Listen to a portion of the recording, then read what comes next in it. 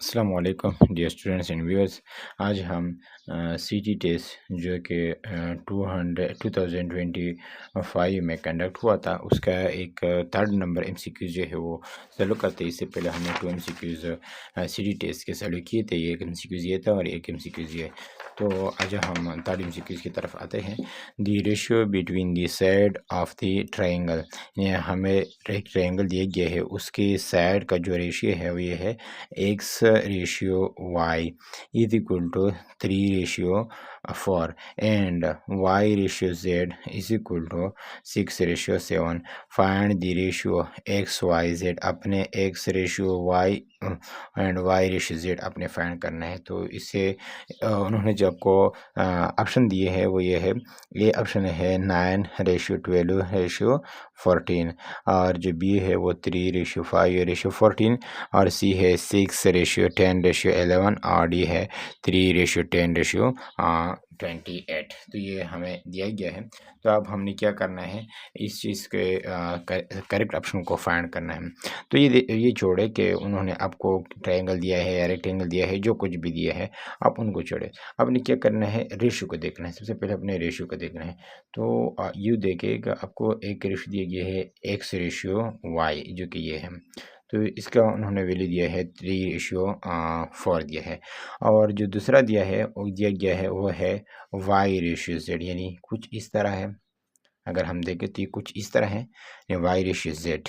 तो अगर हम इसकी वैल्यू लिखे इन दोनों की, तो एक्स रेशियो वाई की जो वैल्यू है वो है 3:4 इस तरह है, और वाई रेशियो जेड का जो वैल्यू है वो है 6 रेशियो क्या है 7 है, इस तरह है। तो आपने क्या करना है, अपने इस चीज़ को मल्टीप्लाई करना है। और मल्टीप्लिकेशन का तरीका ये है कि एक तो हम n को इस तरह लिखते हैं। अगर हम इसको कुछ यू लिखें, यानी इनको हम इस तरह लिखें, उल्टा कर दें, नहीं इस तरह एन लिखे, जो बाज़ बच्चे लिखते हैं। तो इस तरह इनको उल्टा करके इस तरह अपने इनको मल्टीप्लाई करना है। तो इससे आपका करेक्ट आंसर है जो है वो आप आ जाएगा। तो ये अपने किस तरह करना है, इस तरीके से 6 को मल्टीप्लाई करें तो ये 18 आ जाएगा, और इस 6 के साथ 4 को मल्टीप्लाई कर दें तो 6 4 24 आ जाएगा, और इस यानी क्या करना है, 7 के साथ 4 को मल्टीप्लाई करें तो ये 21 आ जाएगा। तो चूँकि हम अगर देखें तो ये तो करेक्ट आंसर इसमें मौजूद नहीं है, लेकिन अगर हम इनको मज़ीद डिवाइड करें तो अगर देख लें कि किस चीज़ पर ये कम्प्लीटली डिवाइड हो सकते हैं, तो ये इज़ ये देखें तो ये 4:7 ये 28 आ जाते हैं 4 28। तो अगर हम देखें तो ये कम्प्लीटली 2 पर डिवाइड हो सकते हैं। तो इस 18 को अगर हम देखें तो ये 2 पर डिवाइड होकर 9 आता है, और इस 24 को अगर हम 2 पर डिवाइड कर दें तो ये 12 आ जाता है, और इस 28 को अगर हम डिवाइड कर दें 2 पर तो इससे 14 आ जाता है। तो इसका करेक्ट आंसर कौन सा आ जाएगा, करेक्ट आंसर इसका आ जाएगा 9:12:14। तो इसका तरीका आपने मेरे ख्याल में सीख लिया होगा कि आप ये ना देखें कि ट्रायंगल है, रेक्टेंगल है, जो कुछ भी आपको दिया गया हो, आप यू सिर्फ किस चीज़ को देखें, उनके रेशियोज़ को देखें। रेशियो का तरीका क्या है कि आप ये देखिए कि ये एक्स रेशियो वाई है, तो इस वाई का रेशियो किस चीज़ के साथ है, जेड के साथ है।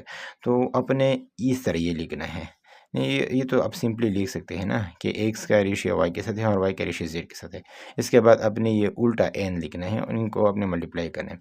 तो आप देखा आपके पास जो आंसर आता है, अगर वो इन ऑप्शंस में मौजूद है तो ठीक है, अगर मौजूद नहीं है तो इनको मज़ीद सिम्प्लीफाई किया गया है। तो सिम्प्लीफाई करके आप इसका आंसर ईज़िली फाइंड आउट कर सकते हैं।